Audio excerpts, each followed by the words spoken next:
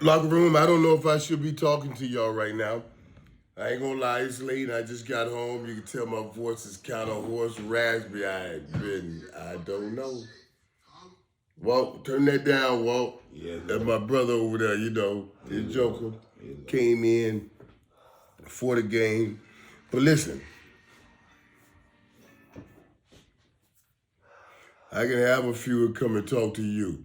I can talk real quick. It is so much to talk about. Boy, I can't wait to put my head to the pillow tonight, wake up tomorrow, put toothbrush to tooth, and just start listening. What everybody got to say. Nobody thought it would go down like this. And it was an epic time because there were so many red jerseys and so much red in that stadium that there had to be a realization to what damage has been done to America's team and the brand that it has been over the years. And Kansas City has, done a hell of a job of winning games, clutch games, and staying on top for a long time. And you can see the shine on the star eroding when I see that much red in the stadium. But tonight, if just for a night, and even if not just for that one night, I'm talking about just for that moment in time.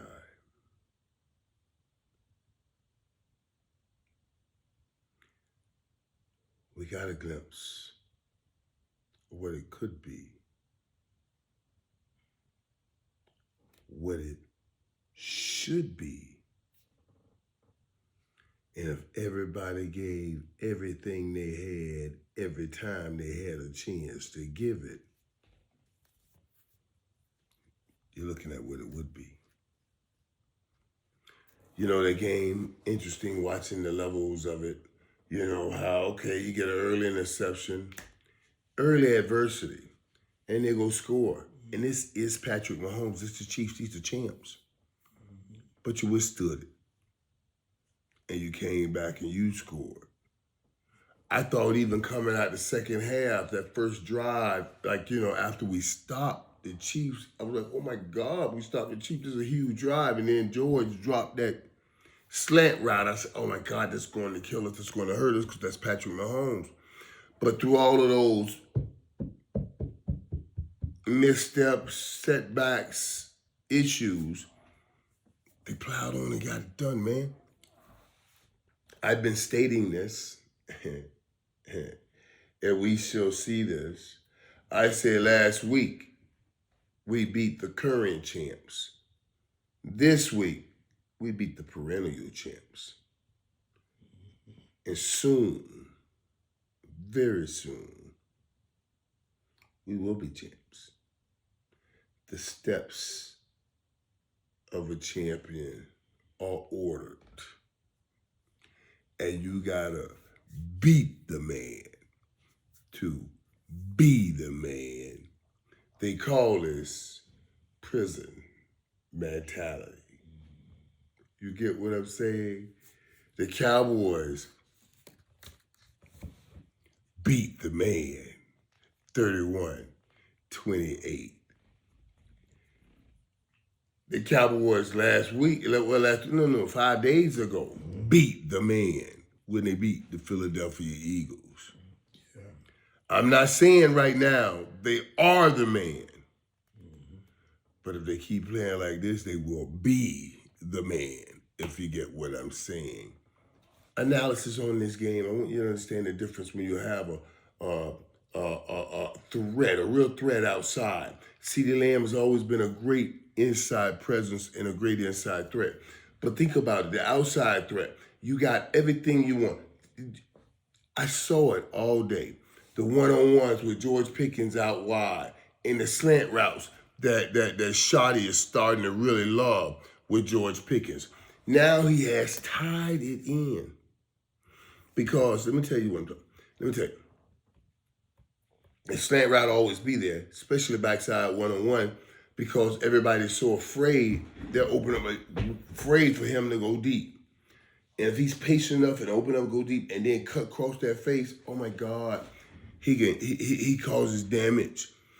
And the Dallas Cowboys pulled away from Kansas City, turning into that fourth quarter.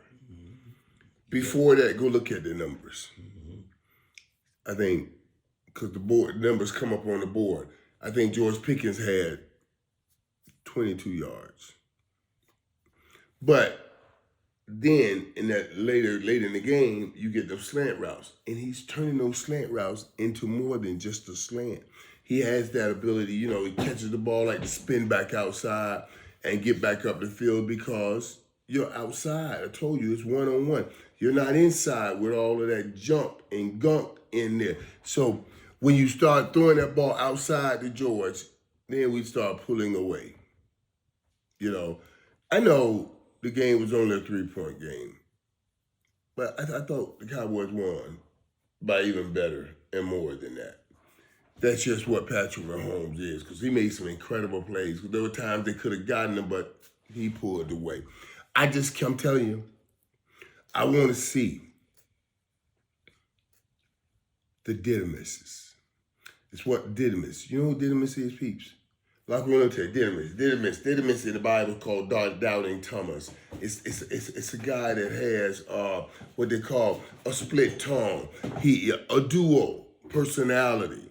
Says this, says that, speaking out of both sides of his mouth, that Didymus. I will see some of it tomorrow as they're trying to explain this 3-game win streak that the Dallas Cowboys on. They will not let it be just that the Cowboys are good.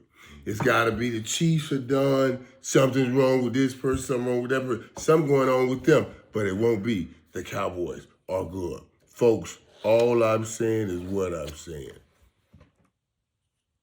I'm on that horse. Giddy up. Giddy up. Giddy goddamn up. Giddy goddamn. Giddy goddamn up. Giddy goddamn. Giddy goddamn. Oh, if we go to Detroit and beat Detroit, it's just a matter of us beating us every Sunday. Because every other game you play, you should be favored. And I'm just telling you, it all comes down to Detroit.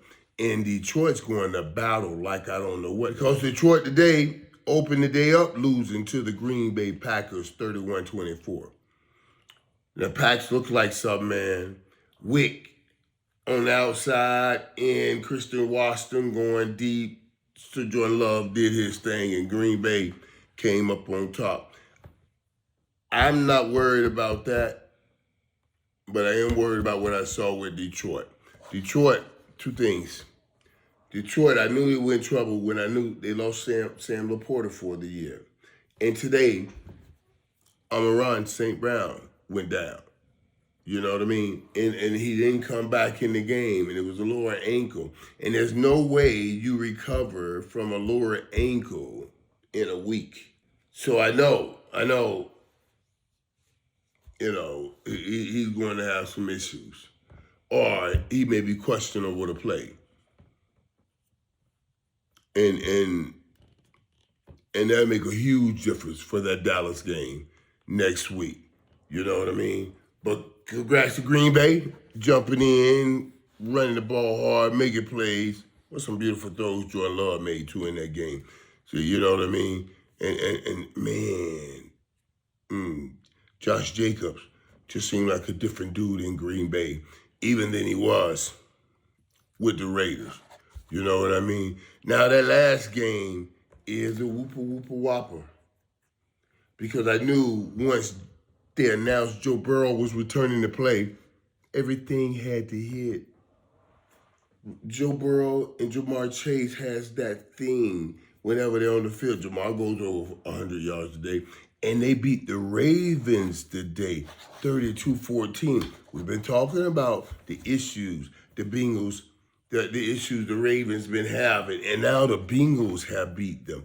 It is going to make everybody booty tighty as we get ready to run down this stretch, because the Baltimore Ravens got a loss today. Now, with that loss the Ravens took on, let me give you my best 3 games of this week. So many great games have been played already. So when I went through this, I said, oh my God, that was the great game. The Cowboys and the Chiefs, that was the mega game for the weekend. And then the Detroit Green Bay, that's a mega game. They did a good job, NFL, with making them Thursday night slate a top slate for any week. And then you come back with Ravens, Bengals, that's a top slate. Each rivals in their own division. Rival in the North, East, in the AFC North. Yeah, that's a hell of a great Thursday. Now, I usually give you my top 3 games for the week going into the weekend. Let's just call this the weekend. It's Friday. That's what we're doing. It's Friday. My game number 3 will be Rams at Panthers, because the Panthers have vacillated playing up here and then dropping down playing down here. Who are you? And every time you don't win or don't play well, you really get blown out. Well, here comes the best team in the National Football League. And I know a lot of people say the best team with the best record are the Patriots. Yeah, they are. But for me, Matthew Stafford and Sean McVay gives the Rams the edge. And right now, the Panthers can have a chance to prove who they are and what they plan to do.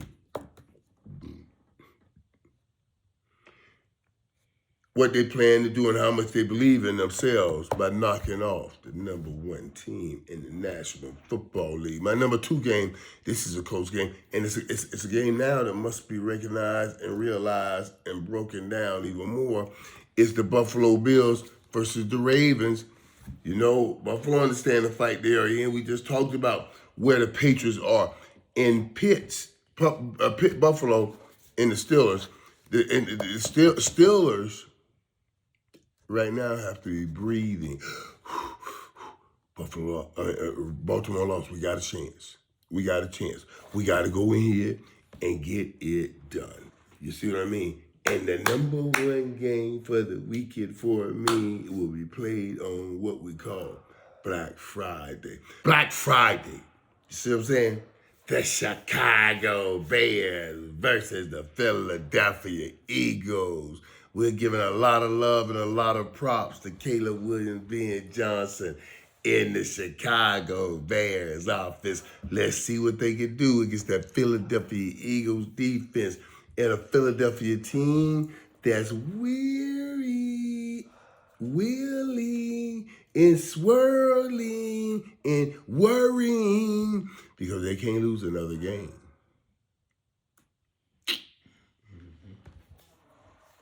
There's no way the Cowboys should be able to catch the Philadelphia Eagles in the NFC East. But the Eagles should feel the pressure of, we can't lose another game. And it starts with Chicago right here, right now. In Chicago, I can ride with them Bears. This is going to be good. My top 3 games for the week: Rams, Panthers, Buffalo, Pitt, and Chicago in the Eagles. It's so good to be sitting back, relaxing, knowing you got your victory for this week. God bless my peeps. Locker room up.